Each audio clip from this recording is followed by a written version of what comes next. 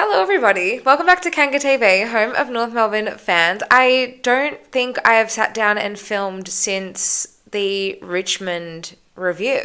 You would have seen some content coming through the channel this week, but I've had a massive week and I've done a lot of stuff on the road, and it's been a fair few days since I've just sat down in front of the camera and chatted. So I thought, what better opportunity than to do so ahead of our last game before the bye. We take on the Pies tomorrow night. Big game.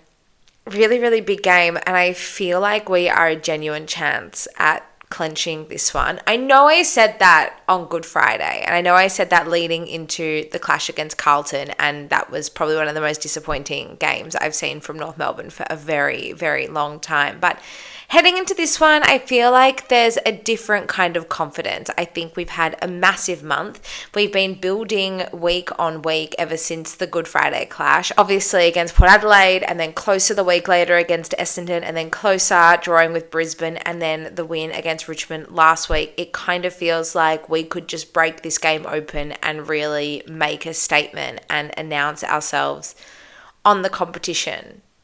I don't know if that's naive or getting ahead of myself, because the last time I felt like this was heading into Good Friday, and we all know how that turned out. But the Pies at Marvel, it's their first time at Marvel this year. They don't love playing Marvel Stadium. A lot of their fans don't really like going down there. They don't play there all that often.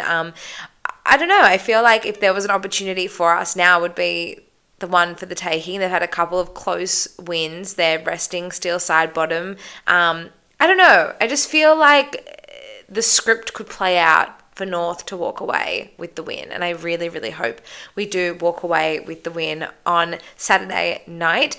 We've got a couple of changes at our end. We will be boosted by the return of Paul Curtis. He has served his 3-week suspension. We thought potentially last weekend there was a bit of a scare with a quad strain, but all the scans came back clear and he is good to go.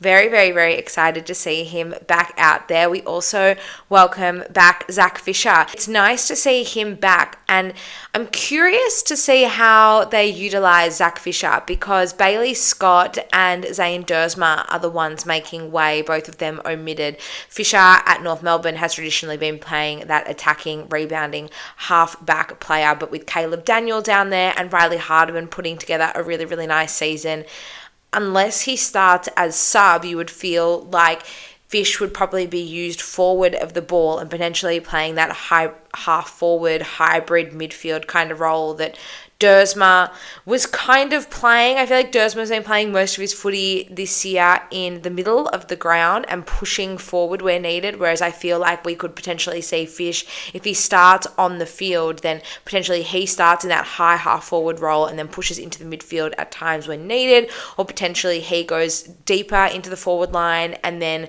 we allow somebody like Constanti to push up higher, or potentially we move Fisher into the back line, and that allows, we know last week we had McKercher moving into the midfield more, we had Shees moving through the midfield a little bit more, and we also had Finn O'Sullivan moving through the midfield a little bit more. So there's a lot of moving parts and a lot of opportunities. I also do think Fisher would be a great sub. I do think he is an ideal sub for us. He does have that versatility and can fill a hole where needed. Obviously, if there's an injury, we can shuffle the magnets on field, but if we need to make a tactical sub, then he could do so both forward and back. So I'm interested to see how we utilize him. I'm also really excited for the return of Paul Curtis to move in alongside that 3-prong forward line. We now have quite a tall forward line. Obviously, under the roof at Marvel, there is no danger of wet weather footy, but I love that we're looking to stretch the Pies' defence. They are without Darcy Moore once again. Their backline has been putting together a really nice season. Jeremy Howe is having a great season, and we know that Darcy Cameron, if you watched my video with Swoop yesterday, it gave some great insight. Darcy Cameron does like to push back and act as the 7th defender. He spoke about Isaac Quaynor as well. So there's a few defenders for Collingwood that are having kind of career best years. We obviously know Maynard down there and Crisp is there too, but I trust the forward line structure. That has been the most well-functioning area of the ground, the most consistent area of the ground for North so far in season 2025. And you've obviously got Nick Larkey. He's had a bit of a quiet few weeks, but give him one game and he could break this game open. He kicked 5 against the Pies last year in round 14. We know Jack Darling, his physical presence and the way he pushes up the ground and provides a really strong marking option forward of the ball. Finn Barmailey is a great contested mark, and for a team that lobs the ball long into the forward 50 more often than not, it's great to have someone who's really great in the air. He's really good, his hands above his head. And then Paul Curtis is back. Cam Zerha's had a really, really good few weeks. So I'm interested to see, and I'm really looking forward to seeing how our forward line stretch Collingwood, because I think that if we can win the ball in the centre of the ground, and I think our centre clearance work has been better than Collingwood's centre clearance work over the past couple of weeks in particular.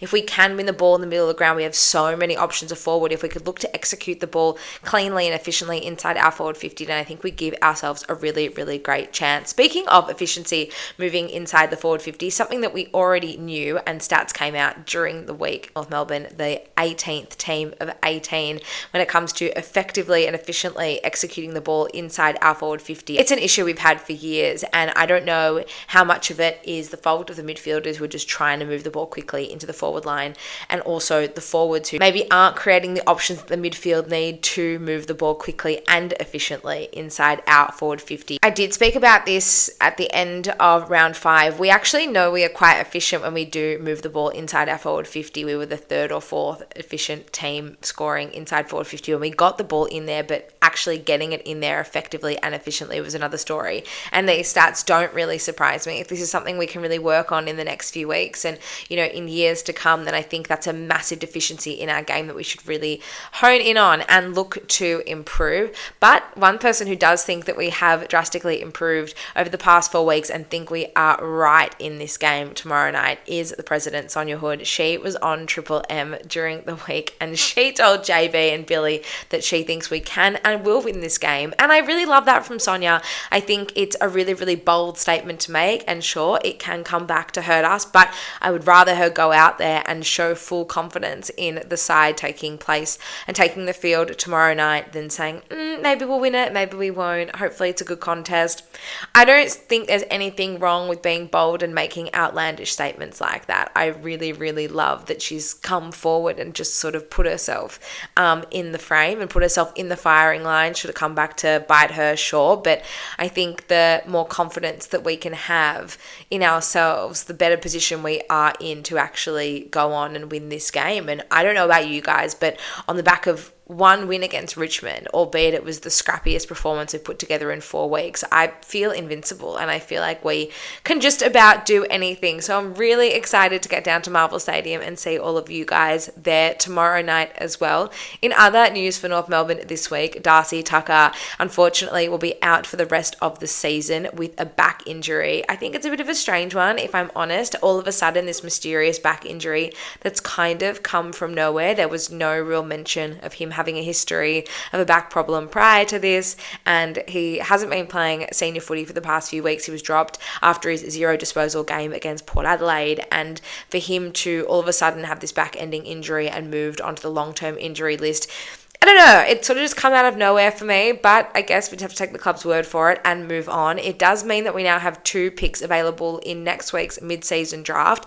I do have a video coming out about that early next week with Dylan Alexander. He's a great friend of the channel, he's a great friend of mine. It'll be great to catch up and hear his thoughts heading into the mid-season draft next week, but we'll save that. Let's get through tomorrow night first. But it's really going to be interesting to see if we opt to take talent, if we opt to fill list needs immediately. There are a few really strong key position prospects in the mid-season draft by all reports. So it'll be interesting to see which way we go, because I think we're starting to develop depth forward. I think we're starting to develop depth backwards. I don't think that you can have too much depth in key position areas of the ground when it comes to North Melbourne. So that will be one to watch as we head into the mid-season draft next week. And finally, I just want to talk about Harry Sheezel. He was on Channel 7's Unfiltered during the week, and I just wanted to take a moment to applaud him and commend him.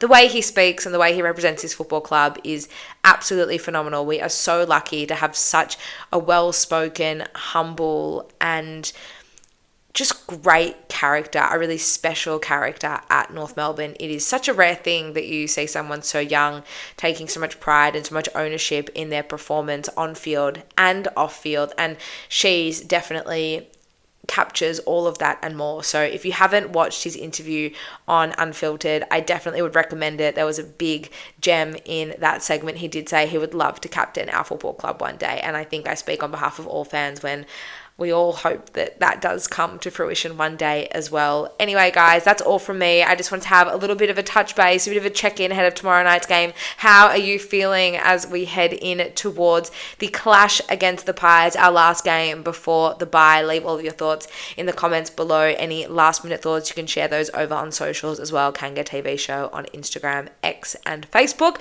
I look forward to seeing all of you tomorrow night at Marvel Stadium. I will be back outside the ground with my mini mic. I've had a little bit of time off, but I'm ready and raring to go for tomorrow night. So I'll see you outside gates 2 and 3 pre-game and hopefully post-game as well to celebrate a big win. Go Roos.